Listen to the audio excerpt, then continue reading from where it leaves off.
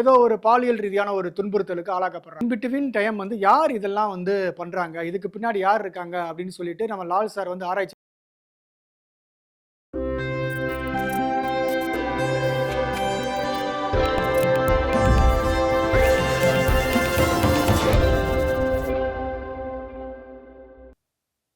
வணக்கம், இது தீபிகா அதிர்வுகள். நான் உங்கள் ராகவ் குமார். மீண்டும் ஒரு விமர்சனத்தில் உங்களை சந்திப்பதில் மகிழ்ச்சி. இப்போ 2 இயர்ஸ்க்கு முன்னாடி வந்து சுழல் அப்படின்னு ஒரு வெப் சீரிஸ் வந்தது. மறுபடியும் இதனுடைய 2ஆம் பாகம் இப்போ வந்திருக்கு. அதே தான் அமேசான் பிரைம் வீடியோ ஒரிஜினல்ல வந்திருக்கு. இந்த இது எப்படி இருக்கு? இந்த சுழல் 2 எப்படி இருக்கு? அப்படிங்கிறத வந்து நம்ம பார்ப்போம். சுழல் 1 நீங்க பார்த்துருந்தீங்கன்னா உங்களுக்கு தெரிஞ்சிருக்கும். அது வந்து ரொம்ப பேரால இன்னைக்கு வரைக்கும் பார்க்கக்கூடிய ஒரு விஷயம். ஒரு வெப் சீரிஸ்ல அதுவும் ஒண்ணு. அதனோட 2ஆம் பாகம் இது வந்திருக்கு. இத வந்து ஆஸ் யூசுவல் அவங்க போன தடவ பண்ண அதே புஷ்கர் காயத்ரி தான் வந்து எழுதியிருக்காங்க கதைய.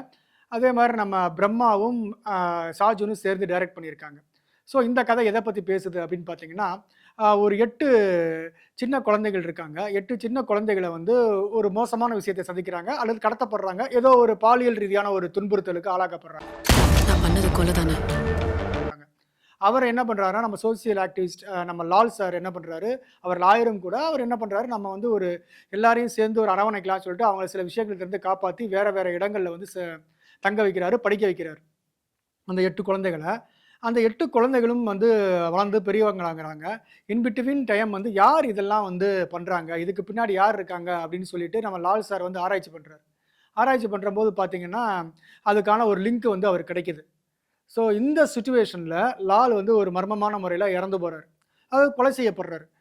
இந்த பெண்கள் வந்து கொஞ்சம் இந்த குழந்தைகள் பெண்களாயிடுறாங்க. ஐ மீன் இளம் பெண்களாயிடுறாங்க. அவங்களுக்கு ஒரு 5 வருஷம், 7 வருஷம் ஆயிடுது. அப்ப என்ன பண்றாங்க, ஒரு கொலை கேஸ்ல தானே வாலண்டரியா போய் மாட்டி ஜெயிலுக்கு போறாங்க இந்த 8 பேரும். அது இன் பிட்வீன் டைம் என்ன ஆகுது அப்படின்னா, போன வெப் சீரிஸ்ல பார்த்தோம் இல்லையா? நம்ம சர்க்கரை கேரக்டர்ல நடிச்ச கதிரும், இவங்க நம்ம ஐஸ்வர்யா ராஜேஷ் இருக்காங்க இல்லையா? அவங்க நந்தினி கேரக்டர்ல நடிச்சிருப்பாங்க. அவங்களும் திருப்பி அங்க இருந்து அந்த லீட எடுத்து இங்க கொண்டு வர்றாங்க. அவங்க என்ன பண்றாங்க, நந்தினி ஒரு கொலை செஞ்சுட்டு ஜெயிலுக்கு வர்றாங்க. கதிர் வந்து அவங்கள வந்து வெளியில எடுக்கணும் அப்படிங்கிறதுக்காக ஜெயிலுக்கு வர்றாரு. ஜெயிலுக்கு வர்ற இடத்துலலாம் வந்து அவர் என்ன பண்றாரு, இந்த 8 பெண்கள வந்து சந்திக்கிறாரு. இந்த 8 பெண்களும் கொலை செய்யல. இவங்க வேணும்னே இந்த பழிய ஏத்திட்டு வந்து உள்ள வந்திருக்காங்க. இவங்க உள்ள வந்ததுக்கு பின்னாடி ஏதோ ஒரு விஷயம் இருக்குன்னு சொல்லிட்டு அத நோக்கி போறாரு. அது என்ன விஷயம்? அது என்ன மாரி விஷயங்கள்? அது எந்த மாரி விஷயங்கள வந்து பேசுறாங்க? அப்படின்றது தான் இந்த ஒட்டுமொத்த படத்தோட கதை. ஸோ இத ஃபர்ஸ்ட் எபிசோடு வந்து எப்படி இருந்தது? ஐ மீன் ஃபர்ஸ்ட் பாகம் எப்படி இருந்தது அப்படின்னு பார்த்தீங்கன்னா, ஒவ்வொரு எபிசோடு முடியும்போதும் நமக்கு வந்து ஒரு ட்விஸ்ட் இருக்கும். நாம அப்படி இப்படின்னு போயிட முடியாது. வீட்ல ஓடிடில உட்காந்து சரி ஒரு 1/2 மணி நேரம் பார்ப்போம், இல்ல ஒரு 3 எபிசோடு பார்ப்போம்னு உட்காருவோம். உட்கார்ந்ததுக்கு அப்புறமா அந்த எபிசோடு வந்து நம்ம முடியிற வரைக்கும் நம்ம எந்திரிக்க விடாது. ஸோ அப்படிதான் முதல் பாகம் நந்தினி ரிலீஸ் ஆகுறது என் பொறுப்பு. இருந்தது. ஒவ்வொரு எபிசோடு முடிவுலயும் ஒரு ட்விஸ்ட் இருக்கும். ஒரு கதை இன்னொரு கதைக்கு வந்து கொண்டு போகும். 2 கிளைக்கதைகள் இருக்கும். அந்த 2 கிளைக்கதைகளும் ஒரு மையக் கதையோட ஒரு இடத்துல இணையும். ஸோ இதெல்லாம் அந்த மாரி இருக்கா அப்படின்னு பார்த்தீங்கன்னா, இது கண்டிப்பாவே இல்ல. ஏன்னா இது வந்து 8 எபிசோட் இருக்கு. 8 எபிசோட வந்து அவங்க வந்து இந்த இந்த கதையில வந்து இழுத்துருக்காங்கன்னு தான் சொல்ல முடியும். ஸோ அவங்க ஒவ்வொரு காட்சியும் லென்த்தா வந்து வச்சிருக்காங்க. இது வந்து கொஞ்சம் போர் அடிக்குது.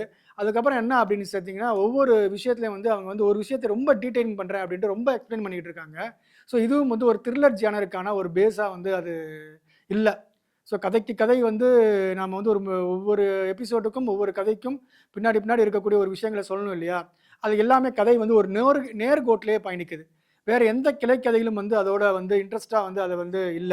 லாலுக்கு ஒரு கிளைக்கதை சொல்றாங்க. அவர் ஃபேமிலி அது இதுன்றாங்க. அதுவும் வந்து ஒண்ணும் சுவாரஸ்யமா இல்ல. ஸோ இது வந்து ஒரு சினிமாவுக்கான கன்டென்ட். வழக்கறிஞர் செல்லப்பா மரணம். இத வந்து ஒரு 2 1/2 மணி நேரம் படமா எடுத்திருந்திருக்கலாம். எடுத்திருந்தா ஒருவேளை இந்த கன்டென்ட் வந்து நல்லா வந்திருக்கும். இது ஒரு 8 எபிசோடு வந்து இருக்கக்கூடிய ஒரு கதைகள் அல்ல. அதுக்கான திரைக்கதையும் வந்து அவங்க உருவாக்கல. எது நல்லா இருக்கு அப்படின்னு பார்த்தீங்கன்னா, சாம் சிஎஸோட மியூசிக் ஓரளவுக்கு நல்லா இருக்கு. எப்பவுமே அவருடைய படத்துல வந்து எப்படி இருக்கும் அப்படின்னு பார்த்தீங்கன்னா, அவர் மியூசிக்கும் அவருடைய நகரும் காட்சிகளுக்கும் வந்து அவ்வளவா சம்மந்தம் இல்ல அப்படின்ற மாரியே இருக்கும். ஆனா இந்த வெப் சீரிஸ்ல வந்து அவர் வந்து ஓரளவுக்கு வந்து எடுத்துக்கிட்ட அந்த கதைக்கான ஒரு நியாயம் சேர்த்திருக்காருன்னு தான் சொல்லணும். நல்லாவே நகர்ந்து போகுது. அவருடைய இசையினால இன்னும் கொஞ்சம் கொஞ்சம் பார்க்கிற ஒரு ஆர்வத்த லேசா தூண்டுதுன்னு சொல்லலாம். அதுக்கப்புறம் வந்து அந்த ஒளிப்பதிவும் நல்லா இருக்கு. அதுக்கப்புறம் சூரசம்ஹாரம் வந்து விசுவலைஸ் பண்ண விதம் வந்து நல்லா இருக்கு. ஆனா ஒவ்வொரு எபிசோடு முடிஞ்ச உடனே ஒரு டைட்டில்ல வந்து பேய் வர்ற மாரி, அது பூதம் மாரி ஏதேதோ மியூசிக்லாம் பண்றாங்க.